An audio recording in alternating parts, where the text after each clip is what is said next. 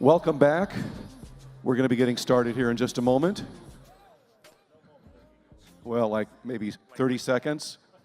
Yeah, we're getting started right now. Folks, good to have you back. You don't want to miss this next presentation. Let me go ahead and I'm going to introduce our speaker. I'd like to do a little background here. So, let me tell you a little bit about Michael Frasier.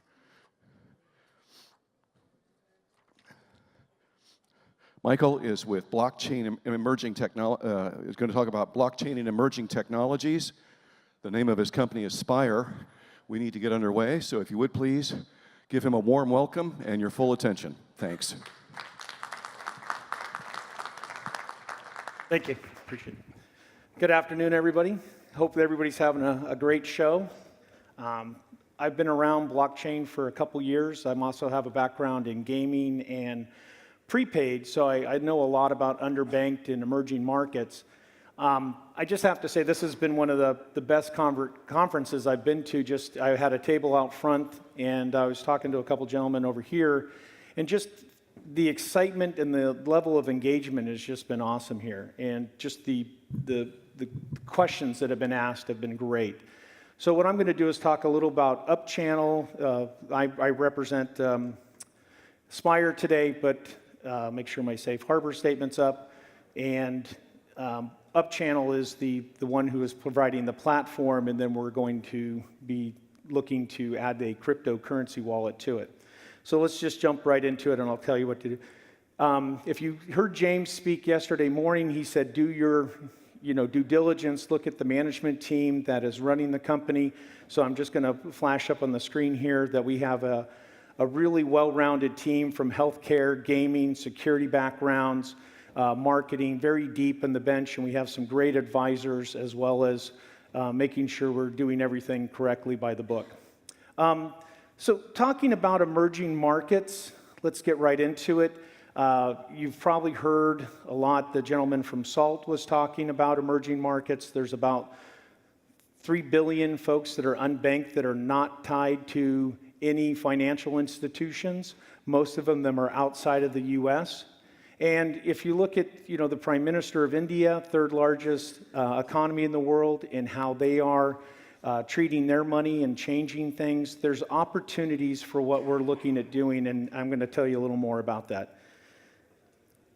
You have folks that, Cisco talking about where things are going, and if you look at the smartphone adoption, we hit that tipping point in 2015, and there's more smartphones being delivered around the world and more people not using laptops or internet-connected devices beyond their cell phones. So this has created a tremendous opportunity to reach people in those underserved, underbanked markets and being able to reach to them. And that's really what the core of our technology is. You can see the numbers throughout the world, the opportunity that exists by having that cell phone connectivity to them and being able to serve them in a way that hasn't been done before through telecoms and or OEM manufacturers who are building phones specific for those markets. Right? In the U.S.,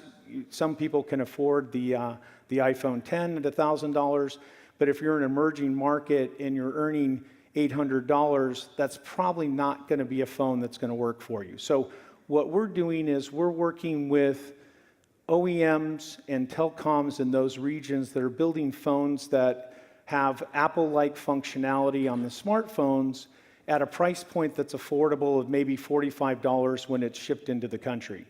Part of the problem that they're experiencing is now you have some support costs as you go from a flip phone to a smartphone. And what we've done with the platform is we're offering a white label solution to those telecoms and OEMs, and then giving them a way to also service those customers. So through bot technology, AI, different ways that they have dashboards to interact with those clients, we're really enabling them to reduce their service support costs up front, and then at the same time we'll be adding the wallet functionality, which seems to be the biggest problem. How many people have wallets? You heard earlier, 25 million. How do you get to the 3 billion? we're looking at driving that through the phone and the OEM opportunity here. So a lot of the OEM and telecoms, we provide a dashboard information side for them so they can run diagnostics, they can learn more about the behaviors of the folks that are using the phones, they can look at then how do you drop costs, and that's part of the opportunity that we see with them is providing them a platform to give them more information on their clients, and how do we then reduce the cost for them on the backside, and enabling maybe some rev share. And then from the user side, we're going to brand that white labeled app. As you can see in this case, it looks and feels just like the OEM. If the crypto wallet is now included in there, there's a trust factor. So we're bypassing some of the states, the opportunities of like, how do you find a wallet? How do you trust the wallet? What currencies are you going to be using? And so we're looking to leapfrog some of those issues that present themselves. But when you go through the boot up on the phone, this then screen presents itself, and the customer now is presented with something that they trust because it's already preloaded on the phone. And then at the same time, we'll be bundling that with some D-apps, and then there's some revenue opportunities that start to come down the pipe there. What makes us different? We're looking at really how do you make it frictionless. It's a buzzword that's been around for a long time in the gaming industry. There was a lot of folks using it. And what we're trying to do is get to that point of, hey, a phone is being sold into that territory. It's now being delivered to the customer. When they open it up, they get a very easy experience, and they have a wallet right there. And so what makes us different is we're truly decentralized, and unlike some of our competitors. And then where we stand apart is some of the different things here, as you can read on the checkbox, and I won't do that for you. And if it's too fast, let me know. And this is starting to use some of that decentralized opportunities with crypto, which is really, sorry if I'm not fully vernacularized. I know that there's some, when I said ICO, someone reminded me that's not what you say, so I'm getting up to speed on that. So I apologize if I throw out some things that aren't absolutely correct. If you look at some of our competitors, Coinbase, things like that, their user acquisition costs for, putting people on their wallet has been pretty high. And so what we're doing is we're taking the model and flipping it with the OEMs and the telcos. So we're on 1.2 million devices today. We have 26 million under contract. We're in 105 countries, and we're seeing a very high level of engagement with the opportunity that we're doing with the application on the phone through the OEMs. Here's some of our current partners today, and we're really now looking at enhancing that. That's the 26 million under contract, taking it to the next level. And you can see where some of our phones are installed. Right here, we have the 1% penetration, but this is, as we go further and expand this, you'll start to see a deeper penetration on the different handsets that are in those markets today. And when I was talking about driving down user acquisition costs, this is where we see our competitive advantage, is because we're working with the telcos and the OEM manufacturers, we're able to drive those down quite significantly compared to some of our competitors, where you have the different ways of driving users to adopt a wallet. Since we're already trusted, we're already preloaded, it works very well. Then what we also see is the revenue opportunity for us going forward is being able to, one, share in the revenues of the transactions, and then two is the revenue coming from the marketplace itself, because we're going to curate that. We're going to provide opportunities for the user to be able to use their currency to be able to buy different things that are already curated for them. Excuse me. And if I'm moving too quickly, let me know. I'm trying to give you guys some time back. Don't spill it on the computer. And that's really that in a nutshell. We're really attacking the market from a different way than you've probably seen in the past, at being able to get the wallets out into the ecosystem via the phone OEM manufacturers. And if you have any specific questions or interested in Spire, Ron Williams, my CEO, would be happy to have those conversations with you. And I forgot to mention my name, Michael Frasier. I'm the VP of Business Development for UpChannel. Any questions?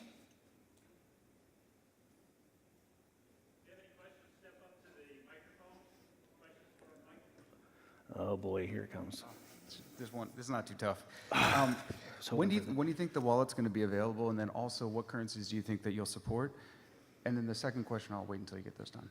Okay, so we're supporting our own token, and then we're going to have Bitcoin at the very start.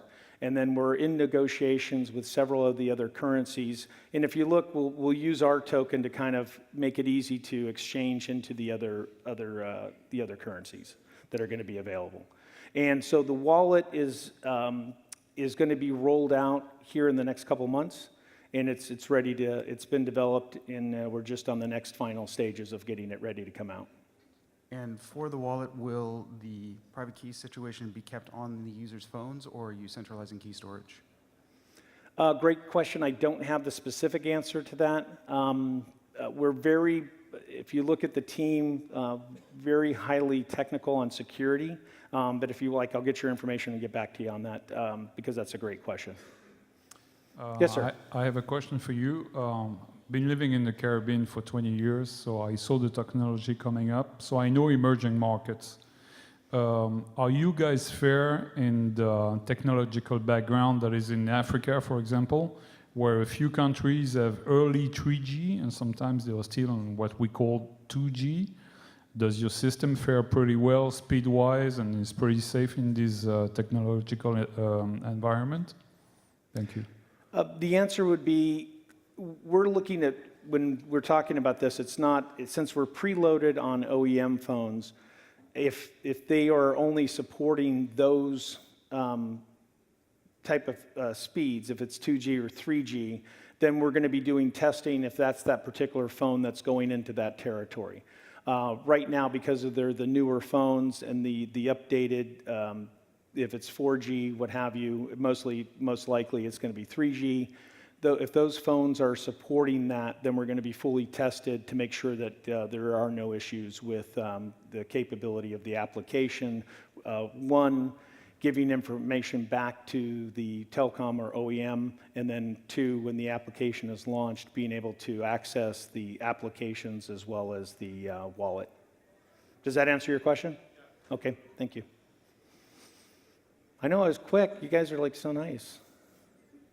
Yes, sir. Great question. Out of all the phones that you're preloaded on that are going into some of these other areas, what's the market share that those phones currently have in sales and revenue? Sure. I don't have the exact sales and revenue, but if you look at Latin America or Mexico in particular, these are all Android phones. And if you look at the market itself, they're mostly prepaid customers. And those customers are there's one statistic I saw in Latin America was about 75% of the phones were Android. And then with them all being prepaid for the most part. So we're really, Apple, is very easy to work with. So that's why we're really targeting the Android. And the Android market, depending on the version of the OS being launched, we're testing those different flavors too, because they're not always the latest. It's maybe a version or so later behind. That's being the control costs. Did that answer your question? And as far as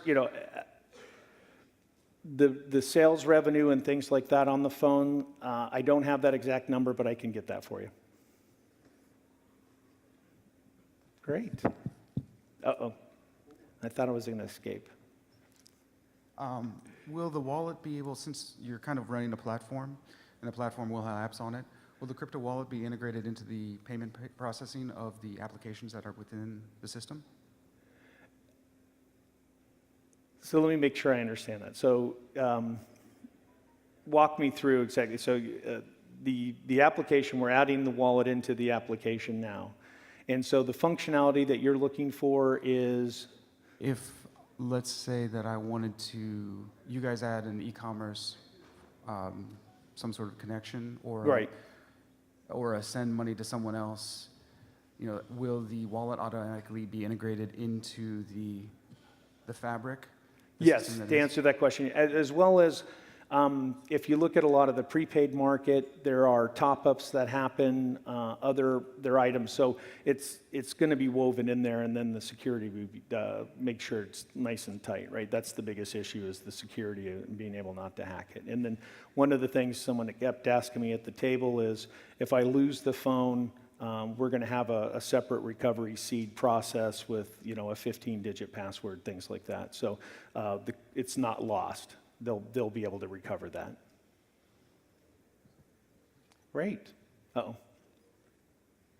Thanks. Good questions. So with a lot of emerging markets, the way to get fiat into crypto might have to be, you mentioned top-ups. Can you talk a little bit more about that and how some consumers can actually get into the market, just because the last mile always seems to be the most difficult part for a lot Right. of countries? Yeah, and that's why we're addressing it with the OEMs, is to put it on there so it's trusted, that last mile piece, right? And then with top-ups, because we're truly decentralized, fiat and some of those others are not going to impact us as much. So because we're using our own tokens, we'll be able to address some of those on the background, so it won't actually, impact the consumer on the front end.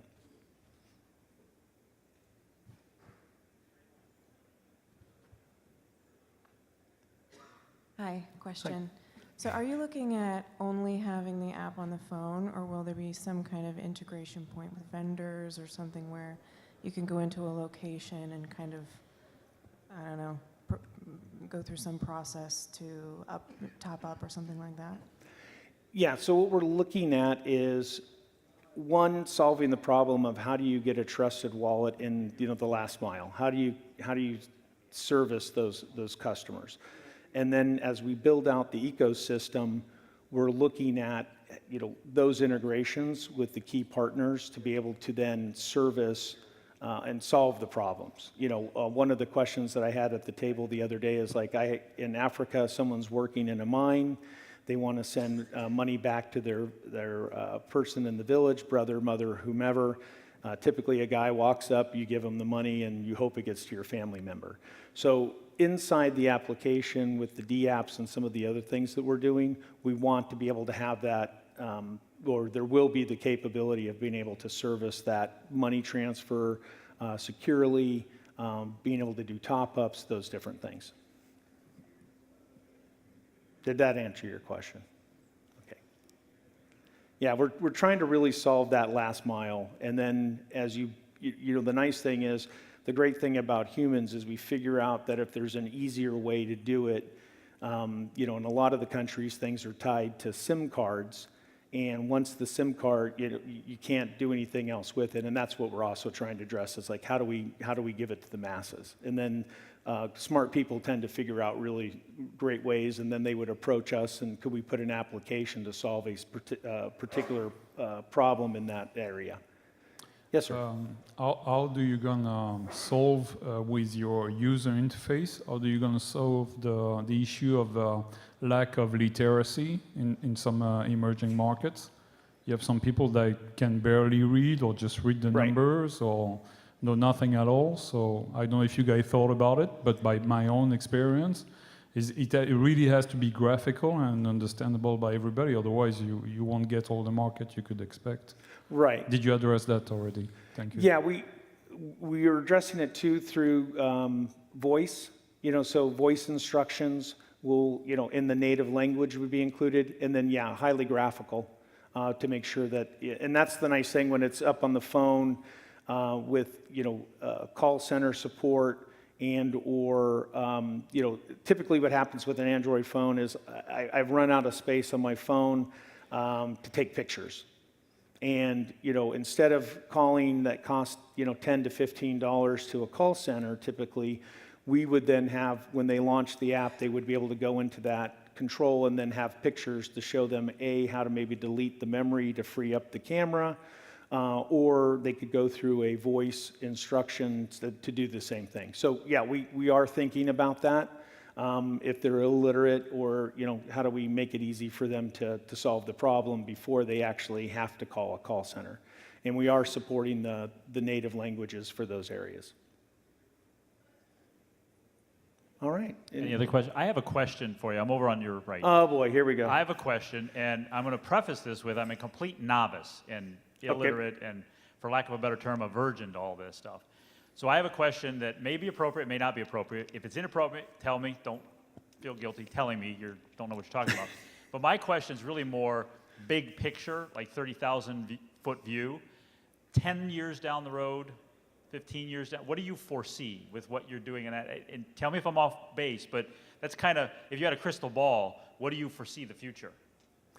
Well, for us, what we see is if there's 3 billion people and everybody has 1 or 2 phones, and I don't know if you've traveled in Asia, but it seems like everybody has 3 phones.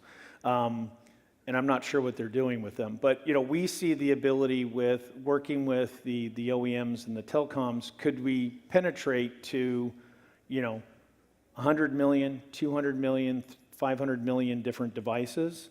And really it becomes that trust part that because it's already preloaded on the phone, they're not having to figure out what wallet is the right wallet to install, what is the right currency to install. So we're trying to get to that point where if you're in 100 million devices, now you have some leverage to work with a lot of folks in the territory. And they now start to see the opportunity of where does this cryptocurrency wallet go. A lot, because we have that marketplace, you now start to reduce a lot of fees. So, a gentleman walked up and he said, "Hey, I have a factory in India. I'm paying $45 for a wire. It shows up in 6 to 10 days. Like yesterday, he was asking, where's that money? It's out in the ether." And he said, in one time he talked his crew into taking Bitcoin, and it cost them $1.25, and it was there the same day. So what we're looking at is if we can get the wallets into the hands of the consumer, there are going to be people that are solving the problem, to the point of the guy in the mine trying to send money back to his family, and then they're going down to the bodega to buy different things. Can we complete that ecosystem, and is that a $1 trillion market, right? And at the same time, if Visa is costing everybody here 6% on every transaction in Walmart, if you reduce that to 2%, do living wages go up and costs come down for products that we're buying? So that's what we're kind of, the vision for us is get that out there. Can we drive costs down in those territories and make it easy in those countries? Can we make it easier for our folks to get in and reduce costs and speed up the event that they're trying to solve? Good. Thank you. Thank you very much. Okay. Any other questions? If so, step up to the mic. Michael's finishing up a little bit early. So, any questions? Good. Let's give Michael a big round of applause. Thank you. Thank you.